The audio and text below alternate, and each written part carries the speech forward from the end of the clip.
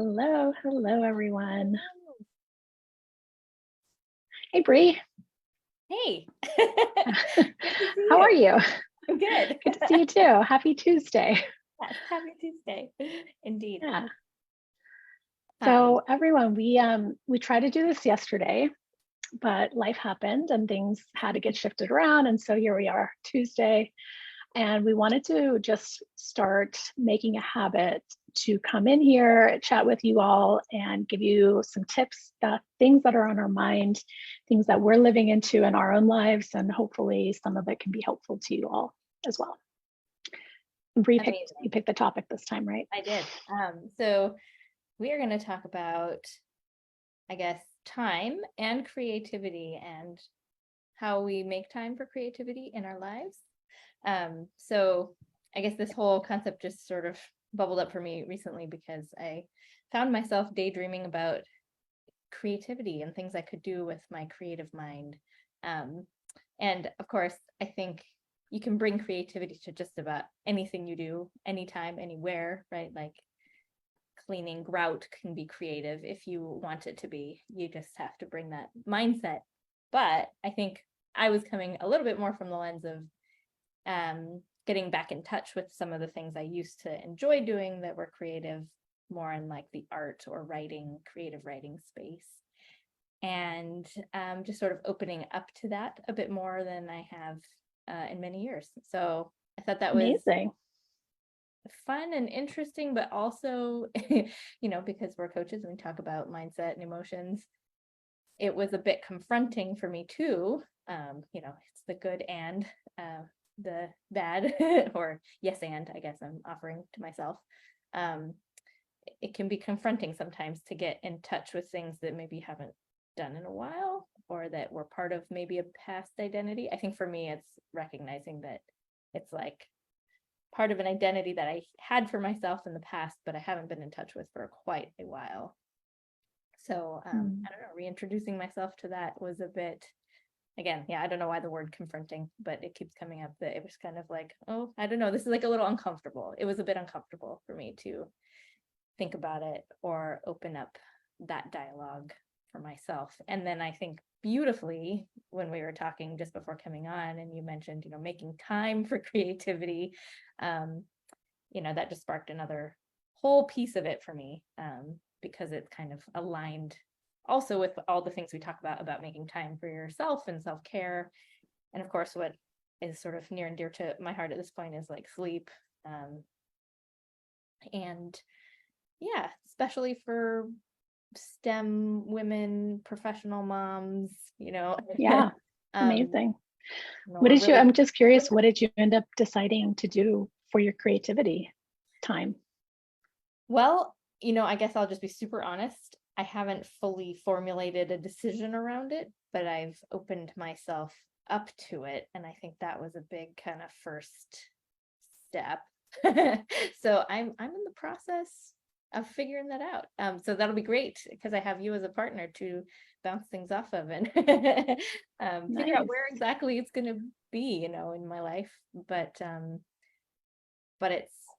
it's something I'm finally, I feel like I'm embracing, as opposed to just saying that it sort of exists there. I guess I never fully let it go. It was always sort of there, but I wasn't actively embracing it. So I guess I'm at that initial step of Of allowing for possibility. I like that. acknowledging and allowing for Yes. possibility. Yes. Yeah, I think that really is. I think that's an amazing point for all of us to recognize that the first step might just be getting your mind wrapped around the possibility that I can, that I'm worth it, that I'm allowed. Give yourself permission. All these things can actually be the first step, and then the specifics can just follow from there. And you don't have to get into the weeds about those specifics as long as you kind of give yourself that permission to allow for possibility, like just opening the door, like you said. I think that's a nice little analogy. Open the door, and then you just walk in, walk through it. Or you stand there and kind of are like, this is uncomfortable. I guess for me, it's Yeah. been of like, I'm uncomfortable. Like, this is uncomfortable. I feel pretty What's uncomfortable about it? Yeah, no, it's great. I mean, we could totally get into like the thought models behind it, of course. But I think the main thing probably is that I have had a thought for a very long time that is probably something along the lines of there are more important things to do, or there's something more important to put my time into, or just somehow some paradigm that, I'm not saying it's right or wrong, or I really condone it, but some paradigm in my brain was saying that like Yeah. part of me wasn't as important. It needed to come second or third or last. And so, yeah, so that has been a little uncomfortable because I'm kind of like recognizing that maybe something that even is still part of my identity, maybe I don't agree with anymore, and I don't really Yeah. to keep it. So it's uncomfortable. I don't know how to say it other than that, I guess. It just Well, I think that's I think you explained it beautifully. The idea of priorities. What are we prioritizing? And I think, bringing it back to time management, I love looking at our time and how we spend it as a reflection of our priorities. So it's no mystery if we don't find ourselves in our day like prioritizing our own time, it's just not going to be reflected in our day. It's just not going to show up accidentally. It's not going to happen by accident. I think being very intentional about that is like the key piece. Um, because I mean, I think for all of us listening here, the process of looking at your day and your time and your life in a bigger scope with a lot of compassion, with a lot of non-judgment, and just kind of noticing, that's so interesting. I love creativity. I really enjoyed that part of myself. And I'm noticing it's not showing up anywhere in my day or in my life yeah, currently. right. Right. And just kind of noticing, being curious about it. I wonder why that is. Why does it make perfect sense that I haven't been doing that? And I think we can come up with all sorts of reasons why it makes sense. And from that place of like, it's totally normal, normalizing the fact that this happens when we get busy in our professional lives and becoming moms and having all these extra responsibilities that that some things that we used to enjoy slip by the wayside. And it doesn't have to, it just means that we get an opportunity like you're doing now. It's an opportunity. Yeah. Love it. Yeah. So have you encountered any, I don't know, brush ups with creativity this week? Let's see. I don't know if that's the word I This want. Sorry. creativity, I feel like Encounters. so far, the most interesting, different creative thing I could probably point to would be my backyard. I now have a little backyard that when we bought our house, it's no longer someone else's backyard, that they're deciding what goes in there and what doesn't go in there. So I think my little bursts of creativity, or maybe just even like, more right side brain, less left, our left side, is just walking in my backyard and watering my roses and thinking about what else do I want to see in my backyard. Like there's a lot of empty space too. And it's just the empty space is like a lot of possibility. And so I've been kind of letting that mull over my mind. Like it's kind of that empty canvas.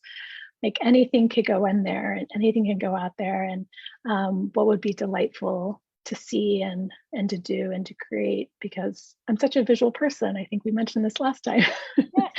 As pathologists, we're visual people, and I love surrounding myself with stuff that is inspiring or beautiful, or so I think that's probably the one place where it's outdoors, it feels like it's finally my own, so I can make and create something with it. So that's where I've been playing. I love Yeah. it. That painted such a beautiful like imagery picture for me, just you walking in your backyard, watering your roses. I mean, I don't know what it looks like yet, but Send my you a picture. imagination was amazing. I love thinking about what you look like watering your roses. It's very serene. It's beautiful right now in California. Yeah. Perfect. Well, it's always beautiful by you in San Diego, right? Well, I don't, I mean, yeah, most of the time, but maybe we're Most of the having time. some shifts there, who knows, but Yeah, actually, one thing I just wanted to add really quick to what you were saying is that it reminded me also that our creativity can just show up anywhere in our lives. And so something I had thought I would mention that I forgot in my initial was just that sometimes I've been noticing recently that in just the really mundane sort of day-to-day tasks, like I bring my creativity there too. So it can even be tidying or cleaning or arranging things. And I guess I just wanted to offer our audience, since maybe a lot of us are in this sort of similar demographic, and we identify as women, that perhaps you grew up with some amount of like, I don't know, like designing your house and the way things go together and the color palettes. And I think we definitely don't give ourselves, outwardly a lot of credit for that. And I noticed myself kind of not giving myself credit for that. And then when I started thinking more about this creativity piece, I was like, I mean, it's not like I would win awards per se for like architectural or interior design, nothing like that. But I appreciate how I've laid out my house. I like it. It feels home. It feels comfortable. It feels loving, and it really all comes down to love in in a lot of ways. So I guess I just wanted to bring that forward too, that maybe in our lives and our day-to-day things, just whatever it is you're doing, just sort of notice where you've brought that kind of amazing piece of yourself that's creative, that also probably ties into that love that you share with the world. Okay. So beautiful. That's so good. I love that. I think that it's just it's actually a principle that we could use even beyond creativity, right? Like any identity you're working on trying on and owning, just decide you are that in some way already, and focus on where you're already organized, or where you're already on time to things, or where you're already, totally put together. I think sometimes our stories can be, I'm a hot mess, or I never, I'm always running late, or like I never have everything, planned or organized. And it's these thoughts, it's like we take on that identity without realizing we have a choice of how we see ourselves. We have a choice of what we decide to focus on, and deciding that we are that thing that we want to be already, in some even small ways. And from that seed, I'm like the garden analogy. You plant that seed and you water it every day, and it grows into like truly an identity that you want to live into. Yeah. Oh, so good. I have to wipe it too. That's what is we very do deep. on this, is I get teary. I do too. Please. I'm like the queen of crying during these things. Oh. So I think that's a great place to leave it. I hope all of you have, maybe something in your life that you want to shift into some more creativity, or some more right-sided brain magic. Out there. Yeah, left brain, right. We have both of them, right? And I think we all just kind of tend to use our left side a lot more than our right.